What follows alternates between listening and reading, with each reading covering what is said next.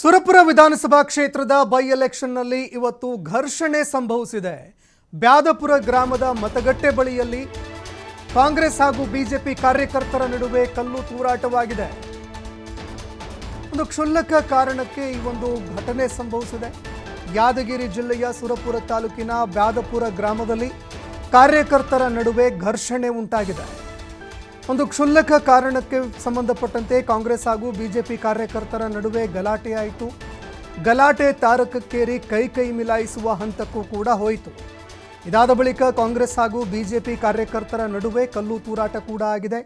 ಗಲಾಟೆ ವಿಕೋಪಕ್ಕೆ ತಿರುಗಿ ಎರಡೂ ಗುಂಪುಗಳು ಕೂಡ ಕಲ್ಲು ತೂರಾಟವನ್ನು ನಡೆಸಿದ್ದಾವೆ.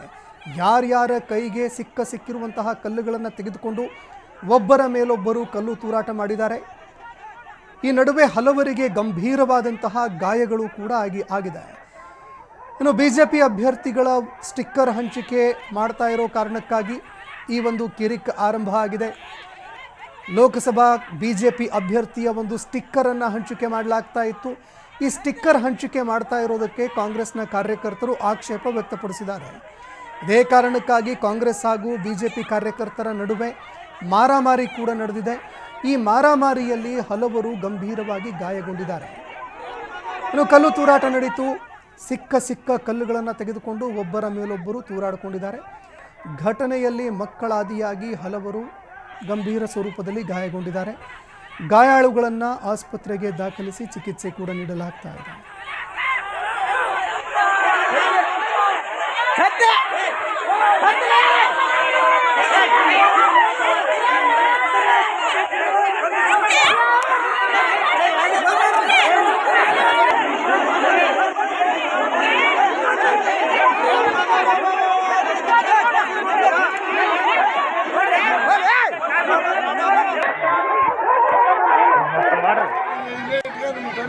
ವಾರ್ಡ್ ನಂಬರ್ 3ರಲ್ಲಿ 83ದಾಗ ಈ ತರ ಮಾಡಕತ್ತಾರ. ಎಲ್ಲ ಕಡೆಗೆ ಇದು ನೋಡ್ರಿ.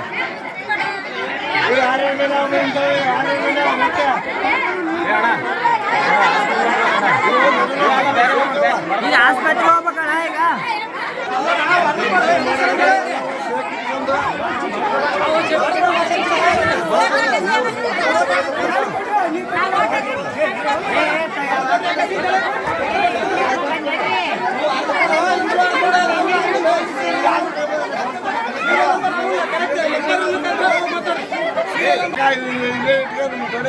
ವಾರ್ಡ್ ನಂಬರ್ 3ರಲ್ಲಿ 83ದಾಗ ಈ ತರ ಮಾಡಕತ್ತಾರ. ಎಲ್ಲ ಕಡೆಗೆ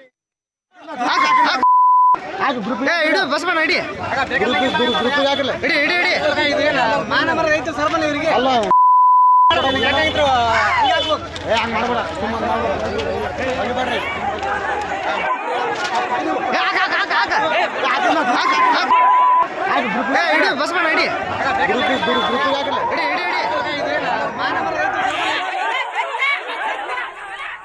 ಇನ್ನು ದೃಶ್ಯಾವಳಿಯಲ್ಲಿ ನೋಡ್ತಾ ಇದ್ದೀರಿ, ಕಾಂಗ್ರೆಸ್ನ ಕಾರ್ಯಕರ್ತರು ಆ ಸ್ಟಿಕ್ಕರ್ಗಳನ್ನು ಏನು ಹಂಚಿಕೆ ಮಾಡಲಾಗ್ತಾ ಇತ್ತು ಅದನ್ನು ಕೂಡ ತೋರಿಸಿದ್ದಾರೆ. ಮತಗಟ್ಟೆ ಬಳಿಯಲ್ಲಿ ಈ ರೀತಿಯಾಗಿ ಸ್ಟಿಕ್ಕರ್ ಹಂಚಿಕೆ ಮಾಡ್ತಾ ಇರೋದಕ್ಕೆ ಕಾಂಗ್ರೆಸ್ ಕಾರ್ಯಕರ್ತರು ಅದಕ್ಕೆ ವಿರೋಧ ವ್ಯಕ್ತಪಡಿಸಿದ್ದಾರೆ. ಇನ್ನು ಕಾಂಗ್ರೆಸ್ನ ಕಾರ್ಯಕರ್ತರು ವಿರೋಧ ವ್ಯಕ್ತಪಡಿಸ್ತಾ ಇದ್ದಂತೆ ಒಂದು ಗಲಾಟೆ ನಡೆಯುತ್ತೆ.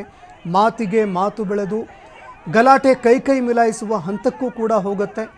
ಇದಾದ ಬಳಿಕ ಎರಡು ಗುಂಪುಗಳ ನಡುವೆ, ಅಂದರೆ ಬಿಜೆಪಿ ಹಾಗೂ ಕಾಂಗ್ರೆಸ್ನ ಎರಡು ಗುಂಪುಗಳ ನಡುವೆ ಒಂದು ಭಾರಿ ಗಲಾಟೆ ನಡೆಯುತ್ತೆ. ಗಲಾಟೆಯಲ್ಲಿ ಕೆಲವರು ಕಲ್ಲು ತೂರಾಟ ಕೂಡ ನಡೆಸಿದ್ದಾರೆ.